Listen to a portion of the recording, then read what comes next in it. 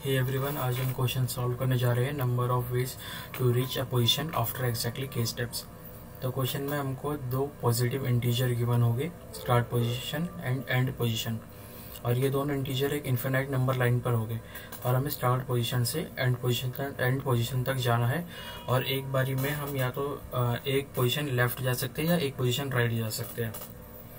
और हमको क्वेश्चन में के इंटीजर गिवन होगा, के पॉजिटिव इंटीजर होगा, और हमको स्टार्ट पोजीशन से एंड पोजीशन तक एग्जैक्टली के मूव यूज करके जाने हैं।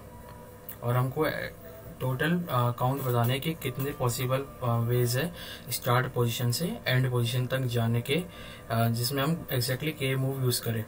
और ये काउंट बहुत बड़ा हो सकता है, तो इसे हमें मॉड्यूलो करना पड़ेगा 10 की पावर 9 + 7, ताकि इंटीजर ओवरफ्लो ना हो।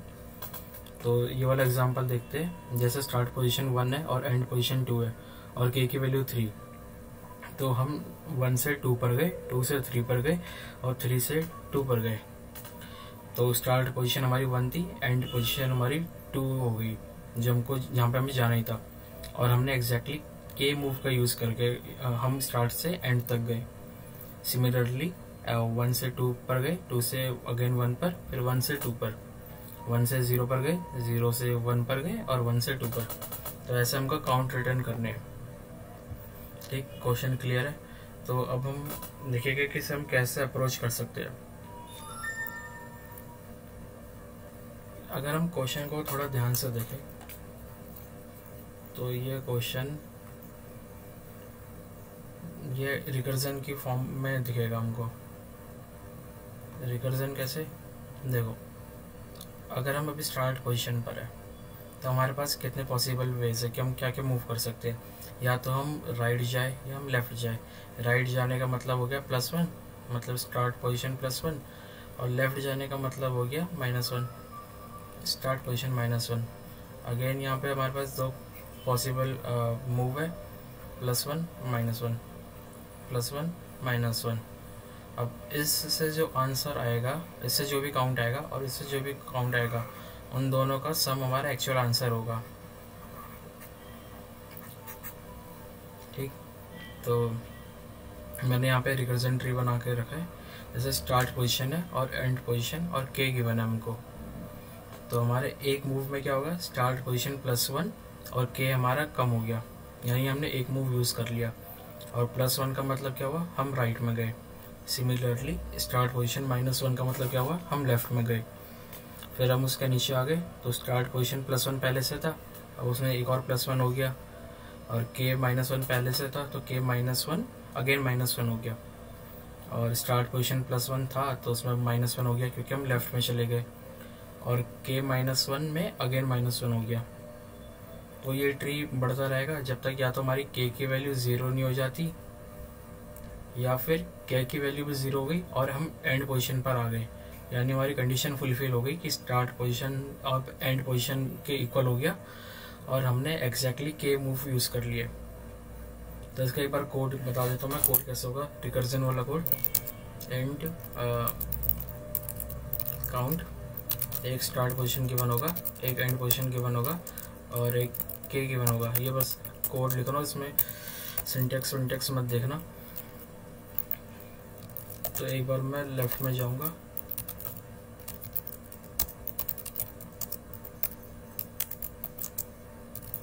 और एक बार मैं राइट में जाऊंगा।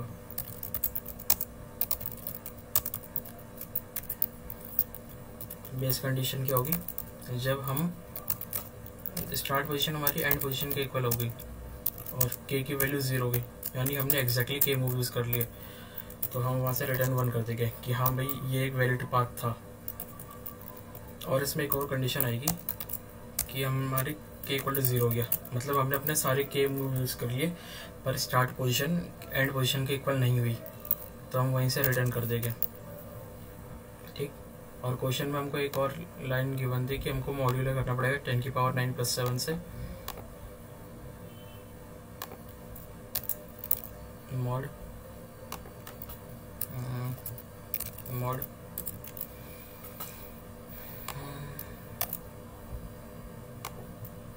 अरे मॉड, तो ये हमारा कोड हो गया। ये कोड चलेगा और आंसर बिल्कुल ठीक देगा, बट ये एक्सेप्ट नहीं होगा। एक्सेप्ट क्यों नहीं होगा? क्योंकि ये हमको TLE देगा। अब TLE क्यों देगा ये? क्योंकि अगर हम इसका ध्यान से एक बार हम कोड लिखे, रिकर्जन ट्री बनाए, जो कि मैंने बना रखा है एग्जाम्पल, यही वाले गिवन एग्जाम्पल के लिए 1 से हमको अगर 2 पर जाना और k = 3 है, तो मैंने ये रिकर्जन ट्री बना रखा है इसका। तो अगर आप इसको ध्यान से देखें तो आपको दिखेगा जो ये वाली कॉल है और ये वाली कॉल है, ये सेम कॉल है, सेम वैल्यूज़ है, तो इसके चाइल्ड भी सेम हो गए, है ना। तो हम सेम कॉल को अगेन एंड अगेन कॉल कर रहे हैं, जिससे हमारे जो टाइम कॉम्प्लेक्सिटी है वो बढ़ती रहेगी। तो इस चीज़ को अवॉइड करने के लिए हम DP का यूज़ करेंगे। समझ आया कि TLE क्यों हो रहा था? और अब हम DP यूज़ करेंगे। तो DP में हम क्या करते हैं, देखो DP का एक चीट कोड है कि अगर तुम कोई रिकर्जन वाले कोड को DP में कन्वर्ट कर रहे हो, तो जो भी तुम्हारे पैरामीटर है, जो भी तुम्हारे पैरामीटर है जो चेंज हो रहे हैं, तुम उसको अपने DP के मेमोराइजेशन डेटा स्ट्रक्चर के पैरामीटर ले लोगे। क्या बोल गया मैं? इस बार थोड़ा मैं कोड में समझाता हूँ। देखो, हम जनरली DP में क्या लेते हैं, एक डेटा स्ट्रक्चर लेते हैं जिसमें हम जिस वैल्यू पर हमने अपना फंक्शन कॉल कर लिया उसका आंसर स्टोर कर ले। तो हमारे कोड में क्या क्या वैल्यू चेंज हो रही है, एक स्टार्ट पोजीशन चेंज हो रही है और एक k की वैल्यू चेंज हो रही है, एंड पोजीशन हमेशा सेम रह रही है। तो हम स्टार्ट पोजीशन और एंड पोजीशन को एज एन पैरामीटर लेके अपने डेटा स्ट्रक्चर का, ठीक। तो मैं यहाँ पे लिख दूंगा कि ये होगा मेरा स्टार्ट पोजीशन की लिमिट और ये हो गया मेरी k, ठीक। अब अगर हम कोड लिखूँगा तो कोड में अगर हम रिकर्जन के कोड को डायनेमिक प्रोग्रामिंग के कोड में कन्वर्ट करते हैं तो इसमें कुछ ज़्यादा मेहनत नहीं करनी पड़ती, हमको बस 1-2 लाइन चेंज करनी पड़ती है। वो लाइन है जैसे हमने यहाँ पे लिख दिया, ठीक। एक सेकेंड, सबसे पहले हमको इस DP जो ये डेटा स्ट्रक्चर है इसको हमको कुछ इनिशियलाइज कराना पड़ेगा इनिशियली। तो मैंने क्या कर लिया, मैंने मेम सेट से मैंने -1 इनिशियलाइज करा लिया, ठीक। अब मैं देखूंगा कि अगर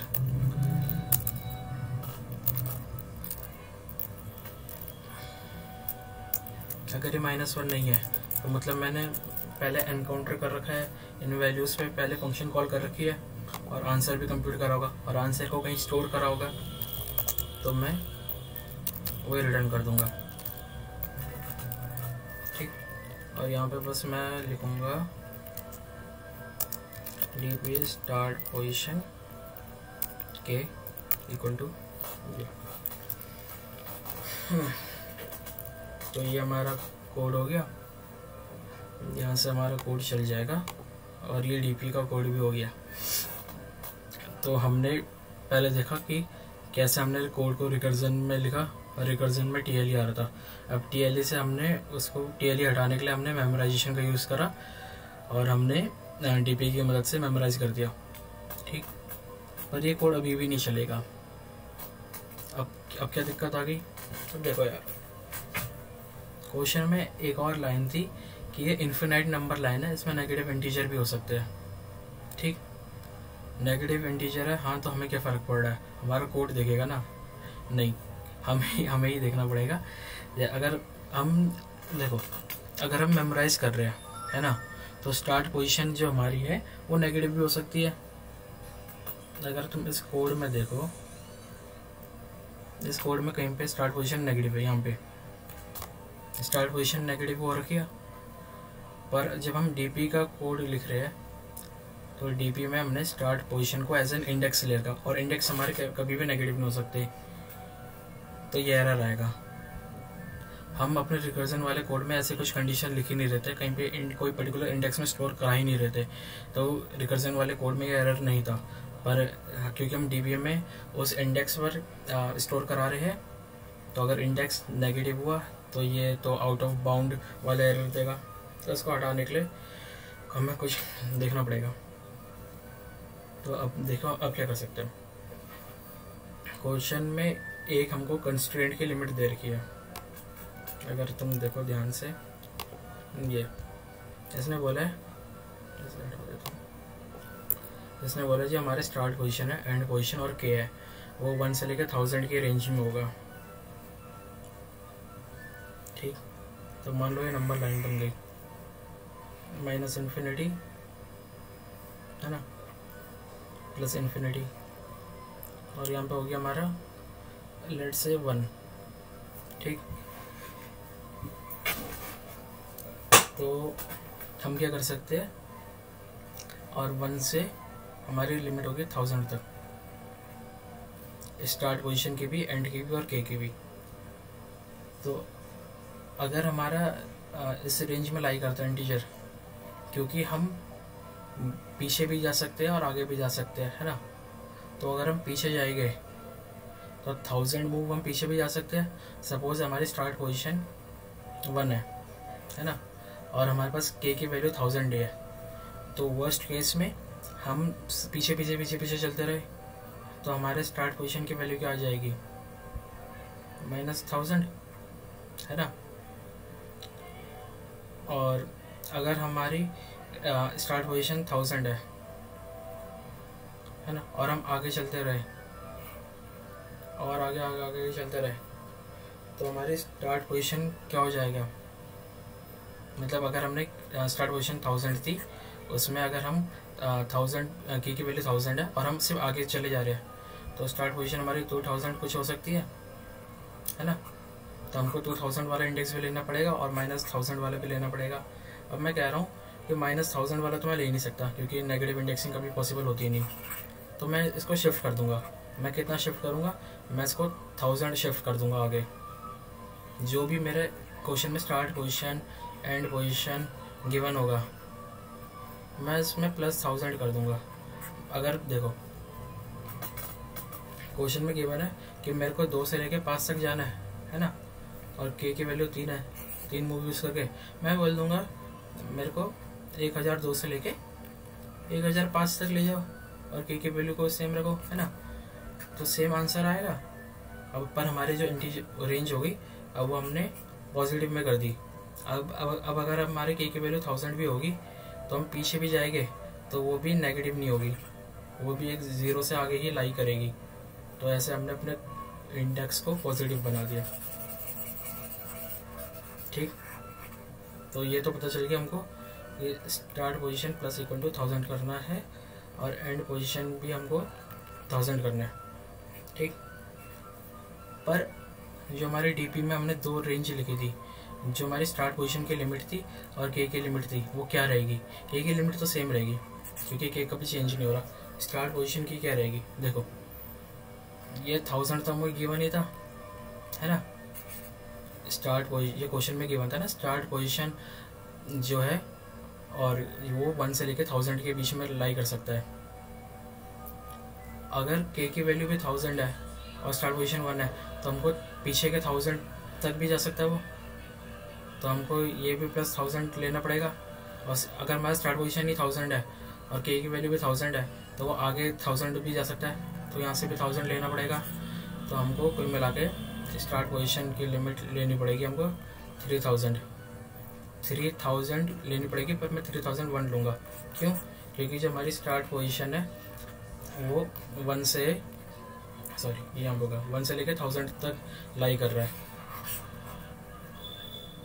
और जो हमारी इंडेक्सिंग होती है वो 0 से स्टार्ट होती है, इसलिए मेरे को एक एक्स्ट्रा लेना पड़ेगा। सिमिलरली के केस में भी मेरे को 1001 लेना पड़ेगा। तो बस यही फंडा था कि स्टार्ट पोजीशन और जो हमारी स्टार्ट पोजीशन की लिमिट होगी वो ये हमारी 3001 और के तो हमें पता ही है 1001। ठीक, तो बस यही कोड है। यहाँ पे तुम जो मेन फंक्शन होगा उसके अंदर तुम स्टार्ट पोजीशन में 1000 जोड़ देना, एंड पोजीशन में भी तुम 1000 जोड़ देना, के में मत जोड़ देना वरना फिर क्वेश्चन ही गलत हो जाएगा। तो ये कोड हो गया। मैं एक बार तुमको सॉल्यूशन दिखा देता हूँ। एक्सेप्टेड सॉल्यूशन है ये, मैंने वही करा। मैंने जो लिमिट ली है वो 3001 और 1001 ले रखी है। स्टार्ट पोजीशन एंड पोजीशन के इक्वल हो गया और के की वैल्यू 0 हो गई, यानी कि हमारा बेस केस आ गया, तो रिटर्न 1 कर दिया। और अगर के की वैल्यू 0 होगी और स्टार्ट पोजीशन एंड पोजीशन के इक्वल नहीं है तो रिटर्न 0। ये डीपीओ वाले जो हमने मेमोराइजेशन करा था सेम वही, बाकी सब सेम है। यहाँ पे मैंने 1001 का रखा है, अगर तुम 1000 भी करोगे तब भी कोड चलेगा। ठीक, तो ये कोड था। Thank you.